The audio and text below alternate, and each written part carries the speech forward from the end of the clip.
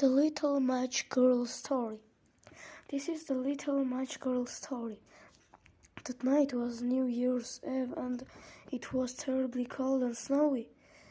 There was a little girl who was barehanded and with nothing on her feet walking along the dark streets.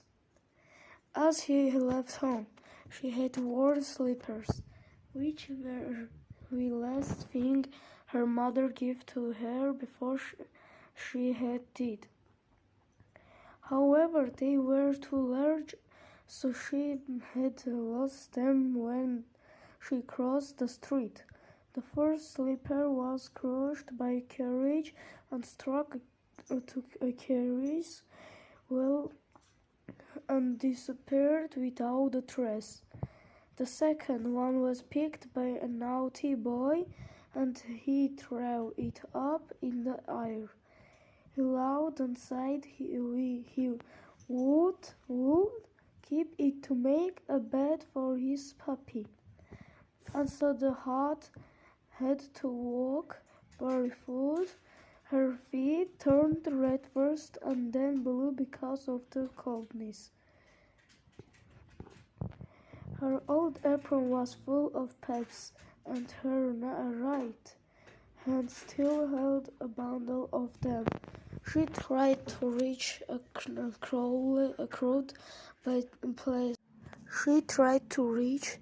crowded place, but no one noticed her and not bought anything from her.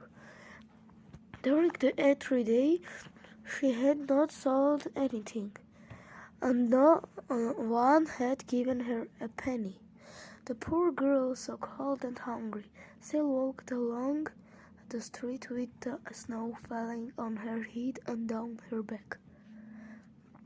All the windows were lit up, and there was a wonderful smell of roast goose. When her kind grandmother was alive, her family celebrated New Year's Eve at home, happily together. However, the reaper had taken her grandmother away. Her family had run out of money, so she had been forced to leave her lovely house, which was decorated with beautiful clean pink ivy. She now lived in a dark slum and had to listen to her father scolding her every day. It was so cold, so she sat down in a corner. She drew her little feet up close to her, but it became colder and colder, and her little hands were almost numb. She could not go home as she had not sold any matches or received any money. Her dad would have beaten her.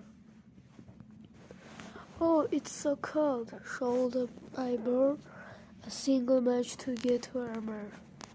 She was wondering, and she dared to take one from the bundle of matches, and then she burned it. What a wonderful light it was, she thought. She was sitting before a large fireplace, and the flame was dancing and warmed her delightfully. The little girl stretched out her feet warm, but the flame went out, and then the fireplace destroyed too. The poor girl held the remains of the burnt-out match and felt very sad. Without thinking, they struck a second match. This time the well turned into a veil, and she could see into the room. There was a table in the middle, which was full of delicious foods. The most wonderful thing was the roast goose, and it appeared to jump right out of its dish and come up to her with a knife and a fork in its back. And then the match went out. In front of her was not a cold and thick wall, On the street were some people passing by, but they didn't notice her at all. She struck the third match. Suddenly a large Christmas tree appeared. Hundreds of candles were singing and twinkling beautifully on the green branches. The little girl reached to put her hands towards them, but all the candles flew up and turned into stars in the sky. Oh, Maeve, someone is about to pass away. She was thinking of what her grandmother always told her before she had died. When a star falls, a good soul goes up to heaven.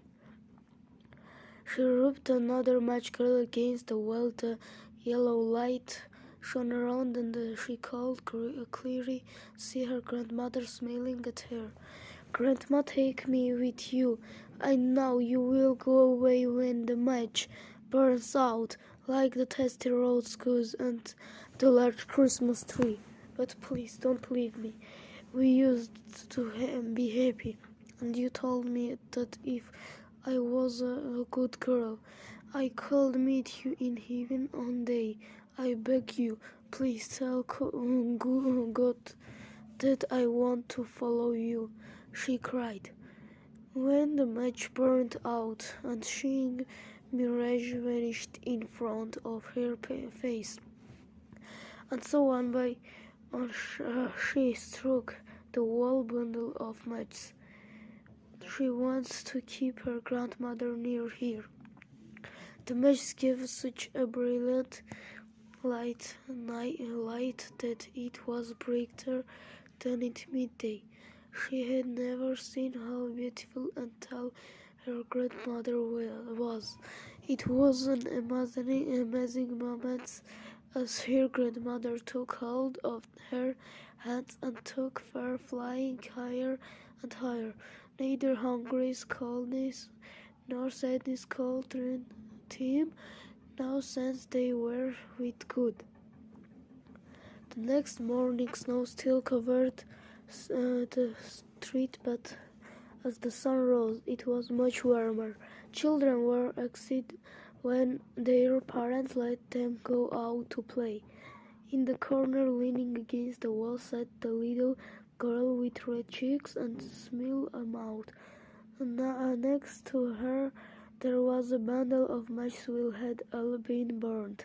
She had frozen to death on New Year's Eve. The people said maybe she was trying to warm herself, but no one knew the last magical thing she saw last night.